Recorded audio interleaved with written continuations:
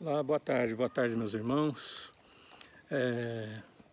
Estou aqui em Poços de Caldas, no acampamento da Igreja Presbiteriana em Poços de Caldas, visitando a família aqui, os irmãos da igreja, mas eu não poderia deixar de trazer uma mensagem, uma devocional para os irmãos que nos acompanham, os amigos, irmãos da minha igreja, de outras denominações também. Que Deus os abençoe. Lembrando, os irmãos da igreja de Itaberá, continuem na participação dos cultos, das programações. Logo estaremos de volta aí para somar junto com os irmãos aí nos trabalhos. Que Deus abençoe a todos. Eu queria nessa devocional deixar um texto, primeiro livro dos Reis, capítulo 19, mas é sempre saudável e indicado que na sua devocional você leia todo o capítulo, todo o livro.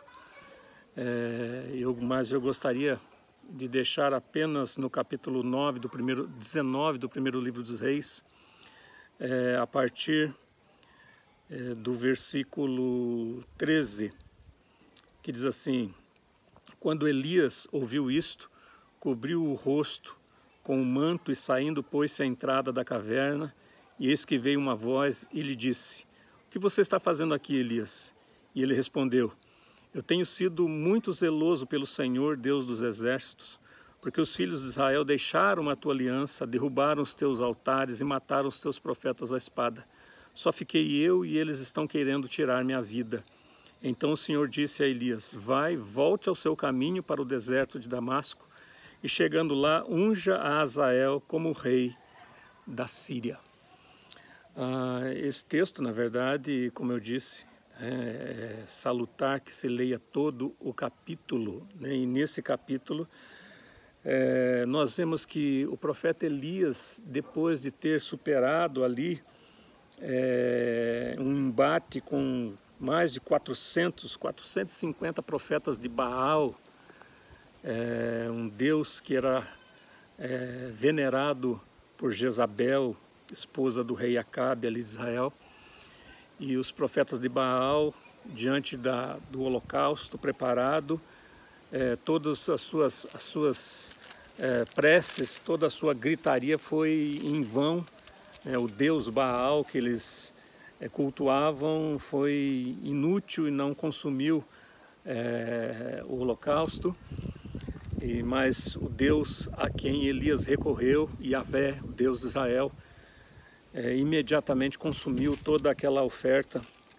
E Elias, diante ali da perseguição de Jezabel, ele vai para o deserto, ele fica sozinho, ele pede a morte para si, ele é sustentado por Deus e por fim ele vai até uma caverna e se esconde ali naquela caverna.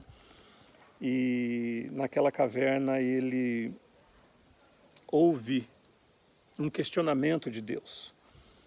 O que você está fazendo aqui, Elias? O que Elias estava fazendo ali depois de fugir para o deserto, depois de amedrontado com as ameaças de Jezabel? Ele busca a solidão e por fim busca até mesmo o desejo da morte. E por fim se esconde. Aquele profeta que um tempo antes tinha superado os profetas idólatras de Baal. Muitas vezes a gente quer se esconder, muitas vezes a gente quer fugir, muitas vezes a gente está amedrontado, mas a graça de Deus sustentou Elias. Deus não o acusou de medroso, de fugitivo, de preguiçoso. Deus permitiu que ele dormisse e depois deu a Elias um alimento, uma alimentação que fortaleceu a Elias a ponto de ele poder caminhar 40 dias e 40 noites. Deus é que nos fortalece nos momentos mais difíceis. Quando, humanamente falando, pensamos que é momento de desistir, momento de nos conduzirmos até uma caverna, nos escondermos, nos fecharmos, nos calarmos, nos entregarmos à tristeza, ao abatimento. E Deus chegou para Elias e falou: Elias, o que você está fazendo aqui? Saia.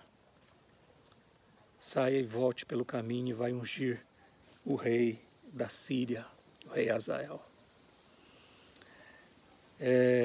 A gente só consegue sair do nosso esconderijo. Muitas vezes a gente consegue sair da nossa autopiedade, autocomplacência, quando nós ouvimos o propósito que Deus tem para a nossa vida.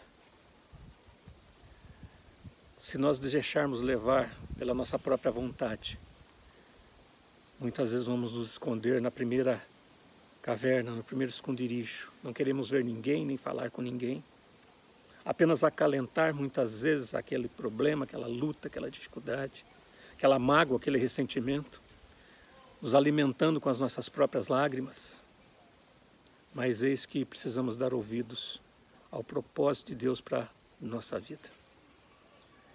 Deus tirou Elias da caverna, não com cordas, não com correntes, não o arrastando, mas mostrando que havia um propósito na vida dele, havia um motivo na vida dele. Por mais que ele estivesse amedrontado e até com vontade de perder a própria vida, Deus tinha para ele ainda uma missão.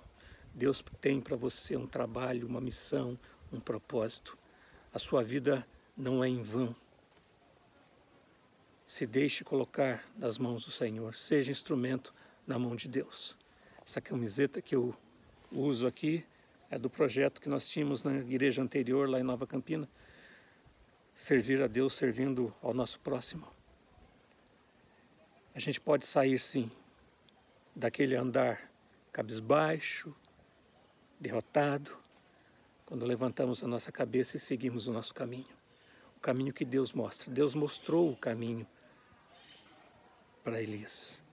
Olha para onde você deve caminhar. Vamos ouvir Deus falando para nós. Olha o que você tem que fazer. Sejamos servos do Senhor. Instrumentos na mão de Deus. Não se esconda, nem fuja. Nem se deixe vencer pelo abatimento.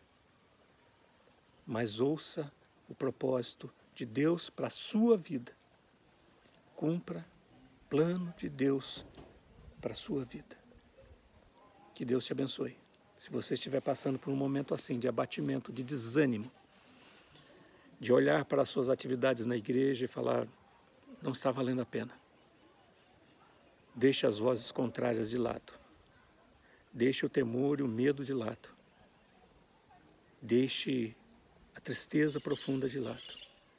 E siga o propósito que Deus tem para a sua vida. Deus te abençoe. Deus te dê um ótimo dia. Deus abençoe a sua família, o seu trabalho. Em nome de Jesus.